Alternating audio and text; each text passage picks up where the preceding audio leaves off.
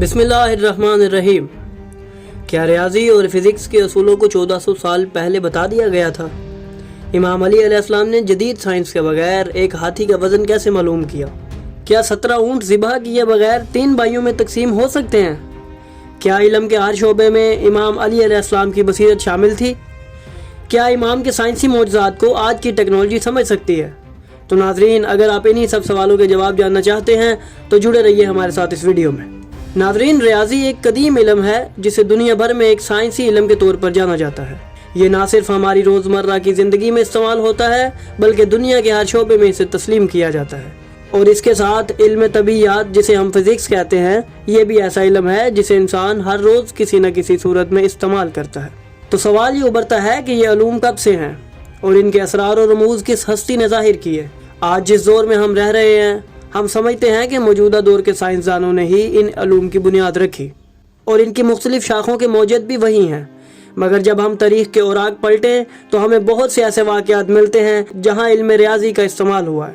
آج سے 1400 سال قبل ان علوم کو اس قدر خوبصورت انداز میں استعمال کیا گیا کہ آج کا سائنسدان بھی حیرت میں پڑ جاتا ہے۔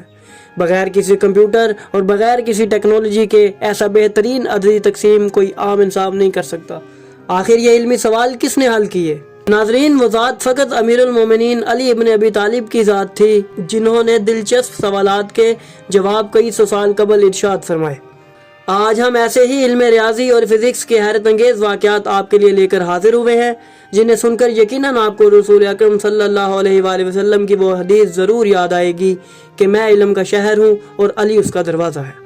چاہے بات ہو کیمیا کی حیرتوں، فزکس کے رازوں اور فلکیات کی وسعتوں کی، تمام علوم کسی نہ کسی سائنسدان کی تحقیق سے ہی سامنے آئے۔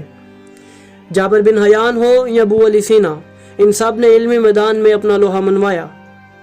جب ہم تاریخ کی کتب کا مطالعہ کریں تو ہمیں ملتا ہے کہ یہ سب اہل بیت کے ہی در سے وابستہ تھے اور آل محمد ہی سے انہوں نے فیض حاصل کیا اور دنیا میں اپنا نام کمایا۔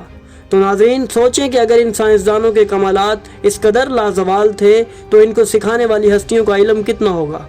ناظرین، بلا شبہ محمد و آل محمد علیہم السلام ہی وہ ہستیاں ہیں جن کے ذریعے ہم تک علم حقیقی پہنچا، اور دنیا اور کائنات کے باہر کی ہر شے کا تفصیلی ذکر انہوں نے اپنی احادیث میں کیا۔ ان سے جب بھی سوال کیا گیا تو انہوں نے انسانی عقل و معرفت کے مطابق جواب ارشاد فرمایا۔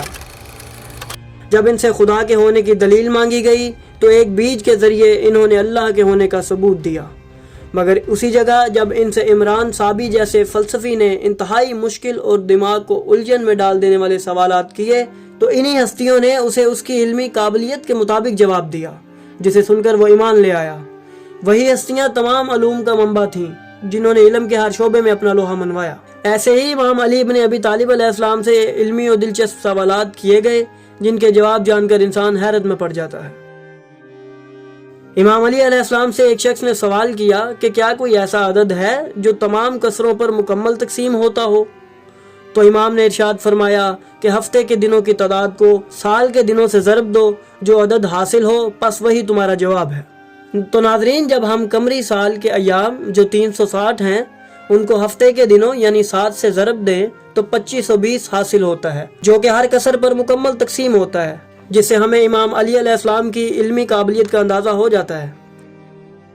اسی طرح اگر فزکس کی بات کی جائے تو تاریخ میں ہمیں ملتا ہے کہ امام علی کے پاس چند اشخاص آئے اور کہنے لگے، یا امیر المومنین، ہم ایک دروازے کا وزن معلوم کرنا چاہتے ہیں، مگر وہ دروازہ کسی ترازو میں نہیں آ سکتا، جس کی وجہ سے ہم مشکل میں ہیں کہ اس کا وزن کس طرح معلوم کیا جائے۔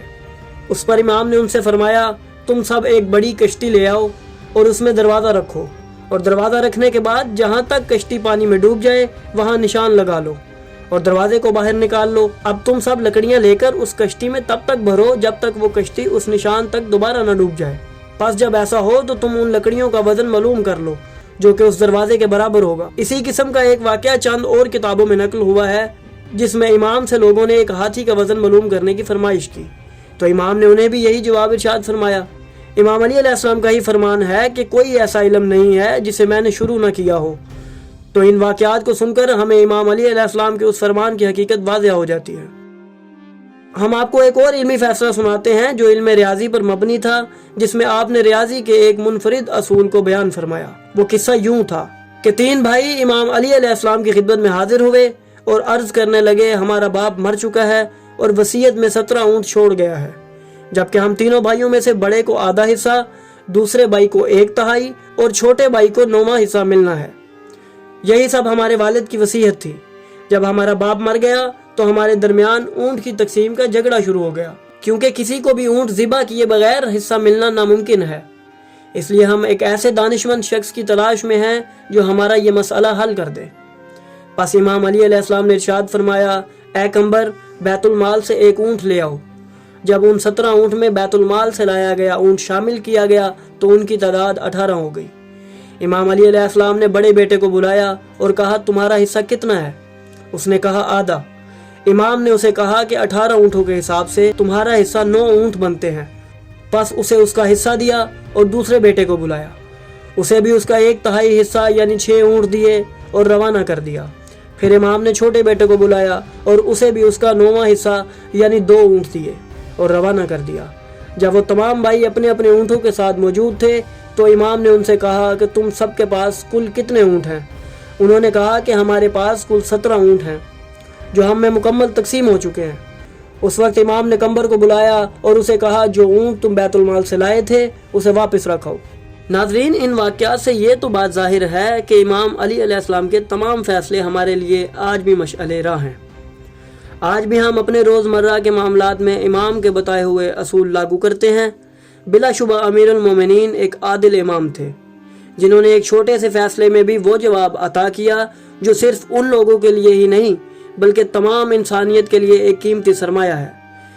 صرف ریاضی اور فزکس ہی نہیں بلکہ علم کے ہر شعبے میں امام نے گراں قدر تعلیمات عطا کی جنہیں ہم وقت کے ساتھ ساتھ آپ کی خدمت میں پیش کرتے رہیں گے۔ تو اگر آپ کو ہماری یہ کاوش پسند آئی تو ہماری ویڈیو کو لائک کریں، ہمارے چینل کو سبسکرائب کریں اور بیل آئیکن کو بھی دبا دیں تاکہ آپ کو ہماری آنے والی مزید ویڈیوز ملتی رہیں اور آپ علم سے مستفید ہوتے رہیں۔